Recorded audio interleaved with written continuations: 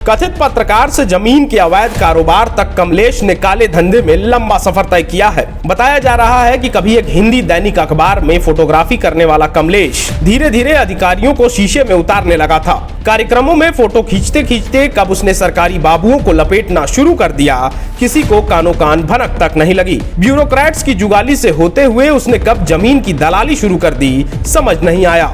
13 फरवरी 2023 को पड़े ईडी के छापे के बाद जब जमीन घोटाले के बड़े साम्राज्य का खुलासा होना शुरू हुआ तो पता चला कि भ्रष्टाचार के इस दलदल में शातिर मगरमच्छों में कमलेश भी शामिल है। ईडी ने कच्चा चिट्ठा खंगाला तो जाना कमलेश कई एकड़ जमीन अवैध दस्तावेजों के सहारे खरीद और बेच चुका है। उसने निजी जमीनों को बेचा ही, सरकारी जमीनों को भी अपनी सरकारी प्रोटेक्शन के जरिए जमकर हेराफेरी की।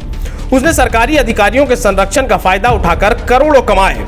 सत्ता के संरक्षण से मिले पावर का नशा कैसा होता है, इसे ऐसे समझकर देखिए कि शुक्रवार को पड़े ईडी के छापे में 1 करोड़ नकद, जमीन के कारोबार से जुड़े दस्तावेज और घर से राइफल की 100 गोलियां मिली हैं। राइफल नहीं मिली, लेकिन होगी तो जरूर।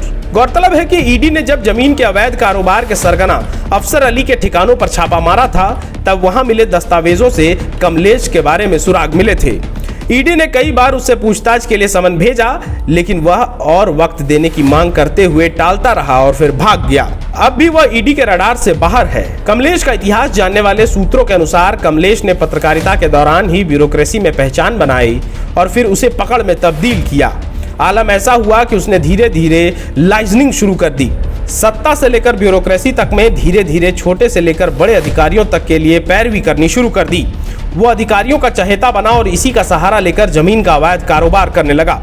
उसने जमीन के अवैध कारोबार से कितनी संपत्ति बनाई है, फिलहाल उसका पता चलना बाकी है। ईडी के अधिकारी परिवार वालों से पूछताछ में जुटे हैं, कई खुलासे होने हैं, बस इंतजार कीजिए।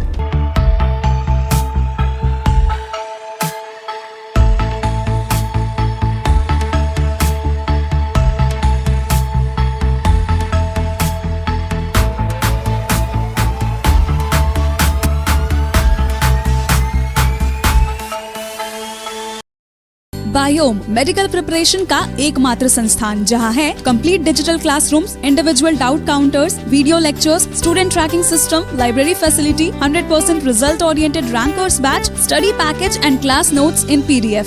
झारखंड के इतिहास में पहली बार नीट UG में 700 मार्क्स पार। 10th पास स्टूडेंट्स के लिए फाउंडेशन कोर्स और 11th पास स्टूडेंट के लिए फ्रेशर कोर्स। 12th पास स्टूडेंट्स के लिए टारगेट कोर्स 18 अप्रैल से शुरू हो रहे हैं। Contact biome. thefollowup.in. Like, share and subscribe. www.thefollowup.in